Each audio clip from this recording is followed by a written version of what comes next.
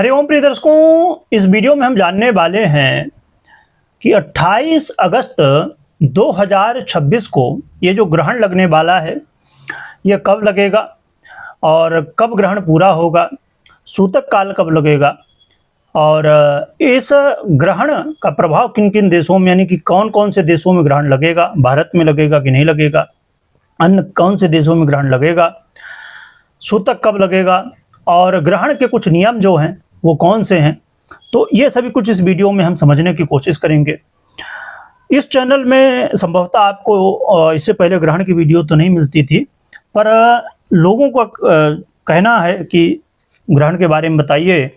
और विदेशों में भी अलग अलग देशों में लोग रहते हैं जो कुंडली विश्लेषण करवाते हैं और ये भारत में भी हैं, तो हर जगह ग्रहण जो है ना तो थोड़ा, और ये ग्रहण थोड़ा सा खराब भी है यानी कि अच्छा नहीं है, तो इसको लेके लोग काफ़ी डरे हुए हैं। तो लोगों का कहना था कि गुरुजी आप इसके ऊपर भी वीडियो बनाइए, क्या कैसी स्थिति है। तो आपकी यदि राशि है, कोई मेष राशि हो, मीन राशि है, जो भी राशि आपकी है, यदि आप जानना चाहते हैं कि आपके राशि पर इस ग्रहण का क्या प्रभाव होगा तो उसकी वीडियो आपको इसी चैनल पे मिल जाएगी।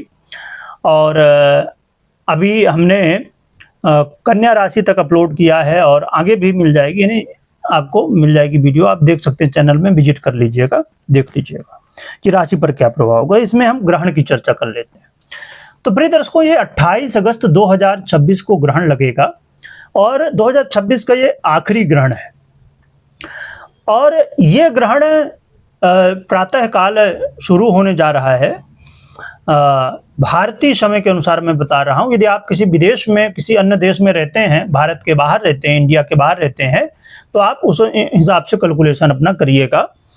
तो भारत समय के अनुसार सुबह 8:04 से ग्रहण शुरू होगा, प्रारंभ होगा 8:04 से, और दोपहर में 11:22 तक, 8:04 से लेके 11:22 तक, है ना, आपको क्लियर हो चुका होगा। ये होगा ग्रहण का समय, यानी 8:04 में लगेगा और 11:22 में ग्रहण पूरा हो जाएगा। और छाया प्रवेश जो होने वाला है सुबह 6:54 से ही हो जाएगा और दोपहर में 12:32 तक रहेगा। छाया प्रवेश पूरा होगा 12:32 में, पर वो ग्रहण नहीं है, वो छाया प्रवेश और छाया से मुक्ति है। तो इसलिए कई जगह हो सकता है कि आपको कहीं किसी वीडियो में या और कहीं सुनने को मिले कि सुबह 6:54 से और 12:32 तक है, तो ये ग्रहण नहीं है, ये छाया प्रवेश और मोक्ष है छाया प्रवेश का। परंतु जो एक्चुअल ग्रहण का टाइम है वो सुबह 8:04 से 11:22 तक। तो मुझे लगता है क्लियर हो गया होगा कि ग्रहण कब लगेगा। अब चर्चा कर लेते हैं सूतक की, कि सूतक कब लगने वाला है। सूतक प्रिय दर्शकों, चंद्र ग्रहण में 9 घंटे पहले लगता है और सूर्य ग्रहण में 12 घंटे पहले। तो ये चंद्र ग्रहण है और ये खग्रास चंद्र ग्रहण है, यानी कि आंशिक ग्रहण है, ये बहुत पूरी तरह से ग्रहण नहीं है। ये खग्रास चंद्र ग्रहण कहते हैं, या अलग अलग नामों से भी और भी कहा जाता है, पर मुख्य रूप से खग्रास चंद्र ग्रहण है ये। तो 9 घंटे पहले सूतक लगेगा। तो भारत के समय के अनुसार 27 अगस्त की रात्रि 11:04 यानी 11:04 से सूतक प्रारंभ हो जाएगा रात में ही। ठीक है, तो मुझे लगता है कि अब क्लियर हो गया होगा कि सूतक लग जाएगा रात में 11:04 से 27 अगस्त को ही, और ग्रहण पड़ेगा 28 अगस्त को सुबह 8:04 से 11:22 तक। तो ये ग्रहण का समय और सूतक का समय। अब हम चर्चा कर लेते हैं कि ये किन किन देशों में दिखाई देगा और फिर चर्चा करेंगे कि नियम कौन से हैं।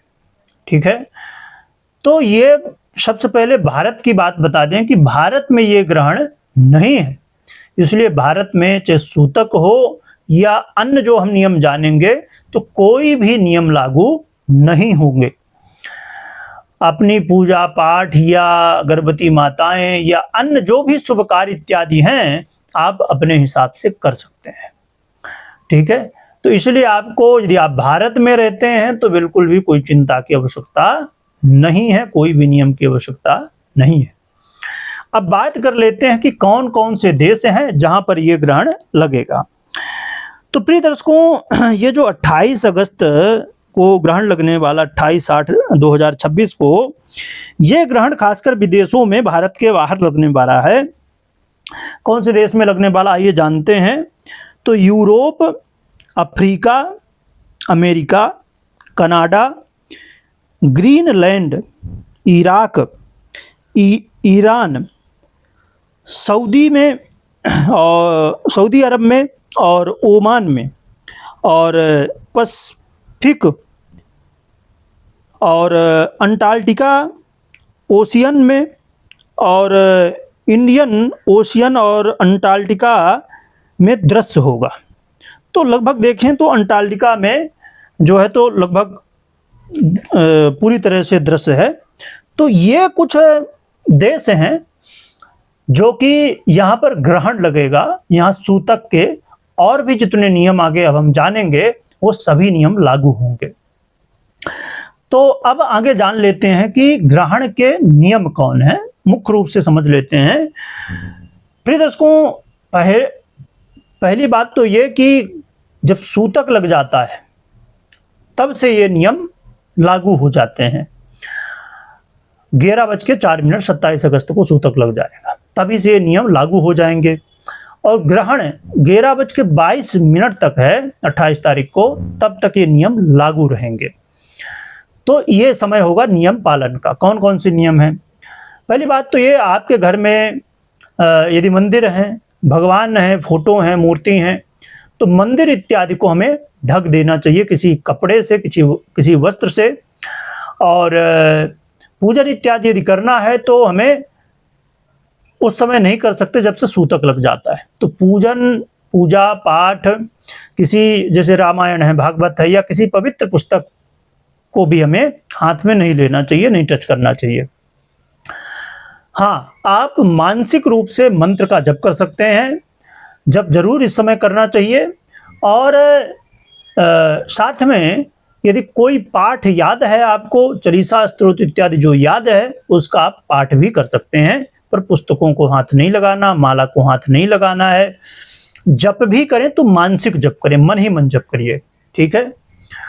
और मंदिरों में भी नहीं जाना, वैसे मंदिर बंद हो जाते हैं इस समय। आप देखेंगे जो यदि आप जिस देश में हैं वहां पर वो मंदिर बंद हो जाते हैं सूतक काल से ही।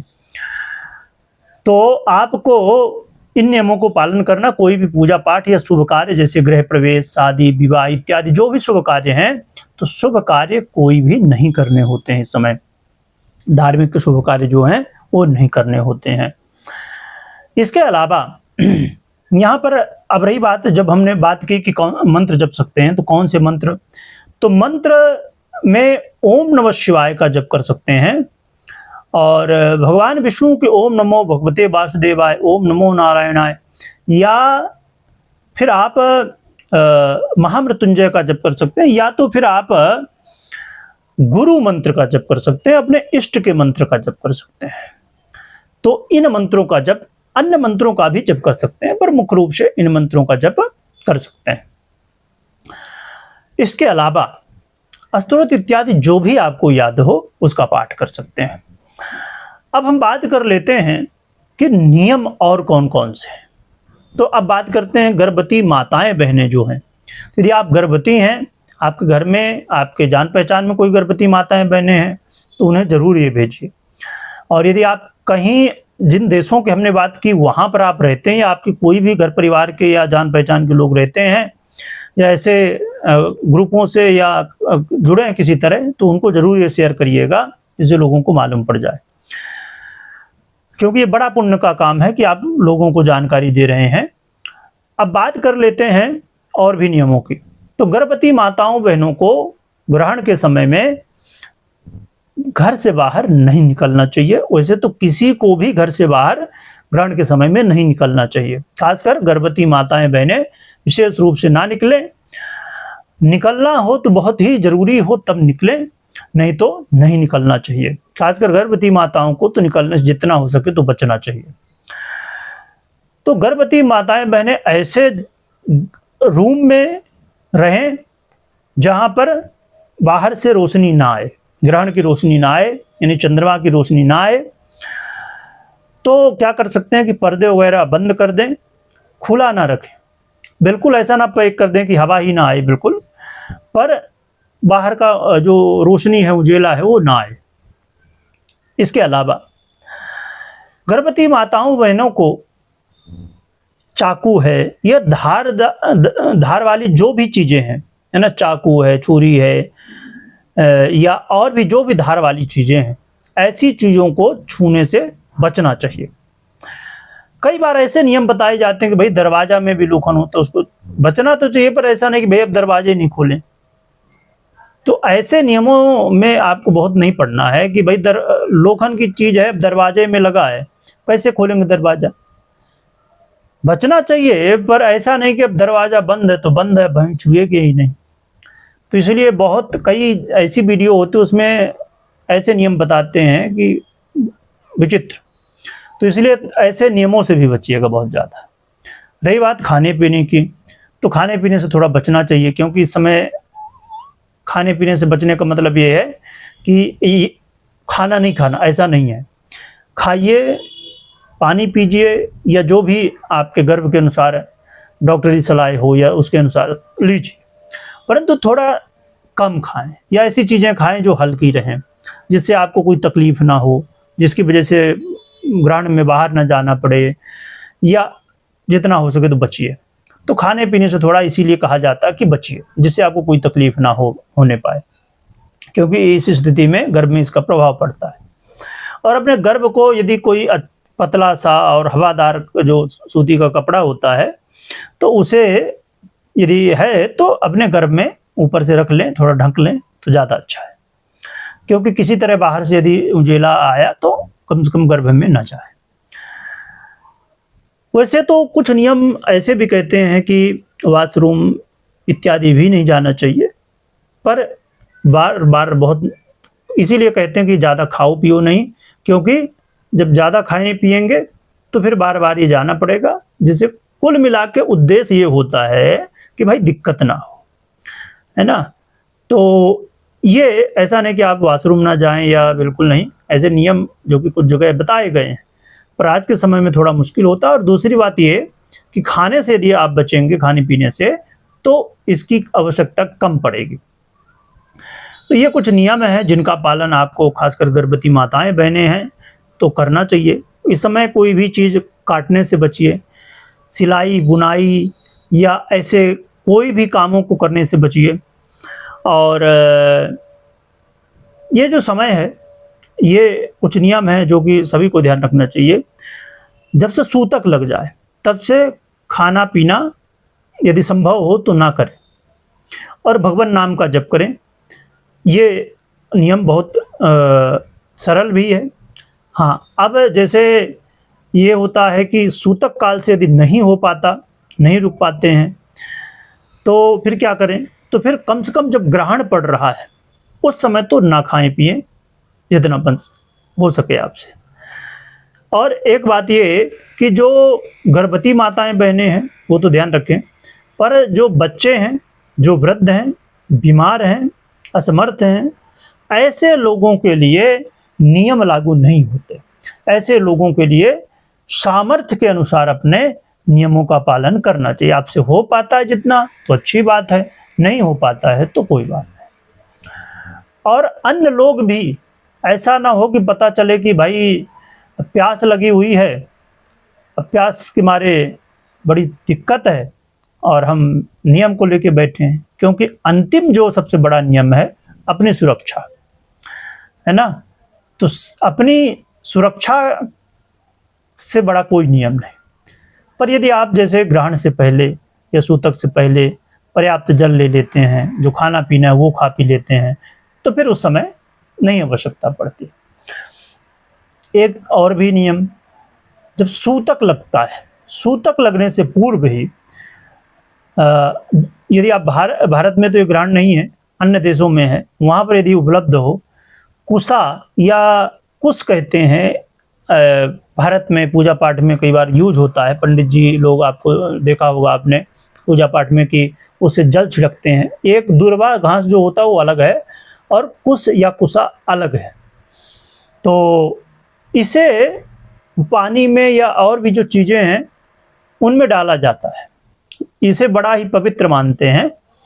और चाहें तो थोड़ा गंगा जल भी, यदि उपलब्ध ना हो तो थोड़ा गंगा जल पहले डाल दीजिए, तो ये कर सकते हैं। और इस समय जो भोजन है, पानी है या खाद्य वस्तुएं हैं, खाने पीने की चीज़ें हैं, उनको ढक के रखना चाहिए, खुला बिल्कुल नहीं रखना चाहिए। वैसे तो नियम यहाँ तक की है कि भोजन इत्यादि पहले ही कर लीजिए, और जो ग्रहण के समय का भोजन बचा हो उसे नहीं खाना चाहिए। ये वैज्ञानिक रूप से भी कहा जाता है कि अच्छा नहीं होता। तो कोशिश करिए कि भोजन इत्यादि यदि आपको करना भी है तो सूतक से पहले ही कर लीजिए। और ठीक है, बच्चे हैं कुछ, तो वैसी चीज़ें रखिए जो कि सूखी चीज़ें या मतलब भोजन जो बनता है पका हुआ, उससे बचिए थोड़ा सा, तो ज़्यादा बढ़िया है। तो ये कुछ नियम हैं। और वैसे नियम तो देखें तो बहुत हजारों नियम हो सकते हैं, पर मुख्य रूप से जो नियम है यही नियम है, इनका आप पालन करिएगा। और कुछ बातें जो कि ध्यान में रखिए, दान पुण्य की भी बातें कर लेते हैं, और ये भी जान लेते हैं कि क्या करना है ग्रहण के बाद। तो हमने समझा कि क्या क्या नियम है पहले, पर यह भी अब समझ लीजिए कि ग्रहण के बाद क्या करना। ग्रहण के समय तो मंत्र जप करिए, स्तुति इत्यादि पाठ करिए, भगवान का ध्यान करिए, है ना, तो ये कर सकते हैं। परंतु बात करते हैं कि ग्रहण के बाद क्या करना चाहिए। तो ग्रहण जब पूरा हो जाएगा, हमने समझा कि 11:22 में होगा, और तो उसके बाद क्या कर सकते हैं। उसके बाद आपको वस्त्र इत्यादि जो आपने धारण किया था उन्हें धो लेना है, यानी गीला कर लेना है। और यदि आपकी समर्थता हो तो वस्त्रों का दान भी कर सकते हैं, आपकी समर्थता यदि है। नहीं तो फिर आप उन वस्त्रों को धो लें, शुद्ध कर लें, और फिर जो है तो स्नान कर लें वस्त्रों के साथ में। यानी कि आप ग्रहण पूरा हुआ, फिर नहा लीजिए, शुद्ध हो जाइए, और उसके बाद भगवान शिव की पूजन करिए। भगवान भोलेनाथ का कहीं आसपास मंदिर हो, वहाँ जाइए, भगवान शिव की पूजन करिए, है ना, स्नान कराइए, दूध चढ़ाइए, पंचामृत चढ़ाइए, तिलक करिए, चावल चढ़ाइए, फूल चढ़ाइए, जो भी जितना भी आपसे बन सके, जितना पंचोपचार, दसोपचार, षोडशोपचार, राजोपचार, जो भी हो सके, पूजन विधि विधान से जितना हो सके करिए। अभिषेक कर सकते हैं तो अभिषेक करिए। और यदि कुछ नहीं हो पाता, नहीं है व्यवस्था, तो जल ही चढ़ा दीजिए, भगवान के दर्शन कर लीजिए, ओम नमः शिवाय मंत्र का जप कर लीजिए। मंदिर नहीं है, यदि आप विदेशों में हैं, क्योंकि ये ग्रहण खासकर विदेशों में पड़ रहा है ज़्यादातर, तो यदि मंदिर नहीं है कहीं आसपास, तो घर में यदि शिव लिंग है, तो भगवान शिव हैं, तो भगवान शिव की आराधना घर में ही कर लीजिए। नहीं है तो फिर ओम नमः शिवाय का जप करिए, भगवान का ध्यान करिए, गुरु मंत्र का, इष्ट के मंत्र का, भगवान विष्णु के मंत्र का जप करिए। तो जप मंत्र पाठ इत्यादि ये हमें स्नान आदि से निवृत्त होकर करना चाहिए। और जो लोग जनेऊ धारण करते हैं, उन्हें अपना जनेऊ बदल लेना चाहिए, यानी दूसरा जनेऊ पहन लेना चाहिए ग्रहण के बाद। और जो लोग पूजा कर लिए, जनेऊ बदल लिए, अब ये सब करने के बाद, और एक चीज़ हाँ देखिए, नहाने के बाद ही जनेऊ बदल लेना है और फिर पूजा पाठ करना है, ये ध्यान रखिए यदि आप जनेऊ धारण करते हैं तो। और अब बात कर लेते हैं कि इसके बाद क्या करें, है ना। आपने नहा लिया, शुद्ध हो गए, और यदि आपके पास गंगा जल है तो आप अपने घर में सब जगह थोड़ा गंगा जल भी डाल सकते हैं नहाने के बाद, है ना। तो ये नियम है, नहाना है, शुद्ध होना है, कपड़े इत्यादि जो है आपने पहना था उन्हें गीले कर लेना है, धो लेना है, और इसके बाद फिर गंगा जल पूरे घर में डाल लीजिए। जनेऊ आपने यदि पहना तो जनेऊ बदल लीजिए, और ये नियम करना है। इसके बाद पूजा पाठ इत्यादि कर लीजिए, और फिर दान करना है। दान क्या करना है, ये भी समझ लेते हैं। देखिए दान में सफ़ेद चीज़ें और चंद्रमा से जुड़ी हुई चीज़ें कर सकते हैं, पर खासकर आपकी साढ़े साती ढैया लग रही है, शनि की राहु की दशांतर दशा चल रही है, तो इनसे रिलेटेड चीज़ें भी दान कर सकते हैं। तो मुख्य रूप से क्या चीज़ें दान कर सकते हैं ये जान लेते हैं। देखिए कुछ चीज़ें समझते हैं और भी चीज़ें आप चाहें आप तो दान कर सकते हैं। दान में ये ध्यान रखिए कि दान में दक्षिणा जरूर रखिए, दक्षिणा के बिना अधूरा होता है दान। तो दान करिएगा तो दक्षिणा रख लीजिएगा।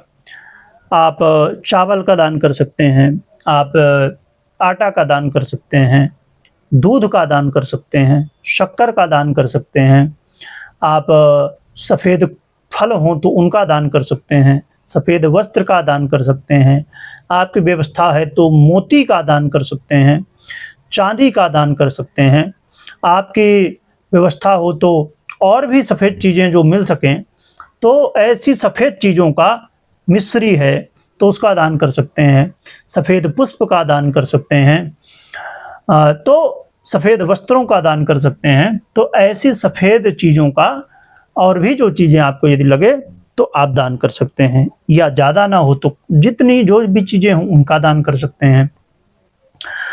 और गरीबों को भोजन करा सकते हैं, ब्राह्मणों को भोजन करा सकते हैं, गरीबों को भी दान कर सकते हैं, ब्राह्मणों को दान कर सकते हैं।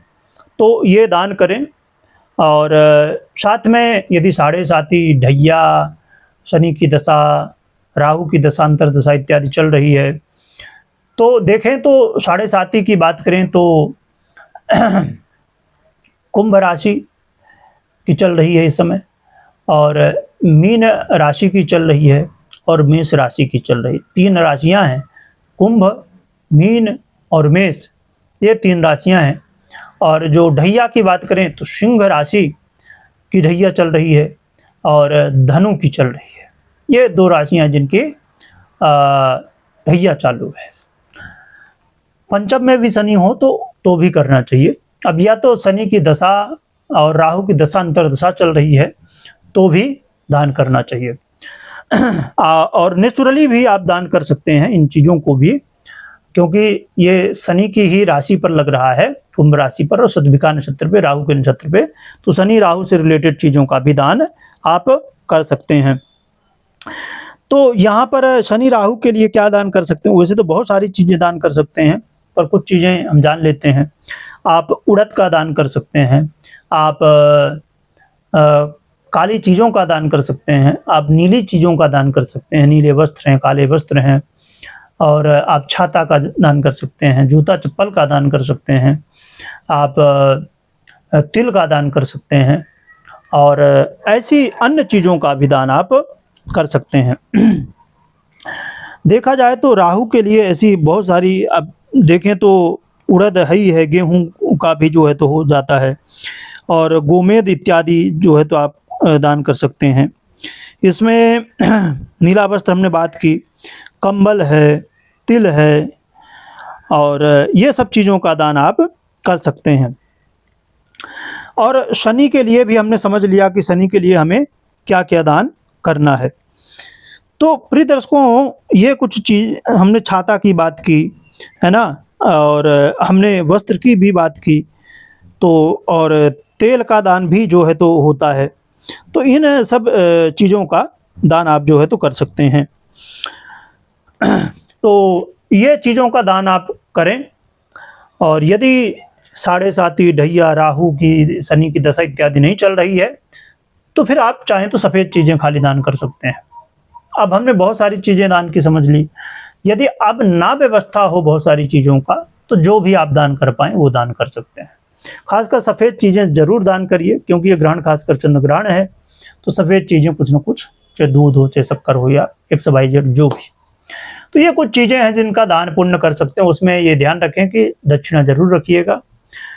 तो ये दान पुण्य करें तो इससे चंद्र ग्रहण का प्रभाव कम होता है, अच्छे प्रभाव मिलते हैं। भगवान शिव की आराधना करिए, अपने इष्ट की आराधना करिए, अपने गुरु की आराधना करिए, गुरु मंत्र का जप करिए, भगवान विष्णु के मंत्र का जप करिए, तो ये आप कर सकते हैं। तो ये कुछ नियम है जिनका पालन कर सकते हैं, दान पुण्य कर सकते हैं। ग्रहण कब लगेगा, सूतक कब लगेगा, सभी कुछ हमने जान लिया, समझ लिया, तो आप इसके अनुसार कर सकते हैं। मैं लास्ट में फिर से दोहरा दूं कि ग्रहण कब लगने वाला है। तो 28 अगस्त 2026 को ग्रहण सुबह 8:04 से 11:22 तक रहेगा और सूतक 27 अगस्त की रात्रि 11:04 से लग जाएगा।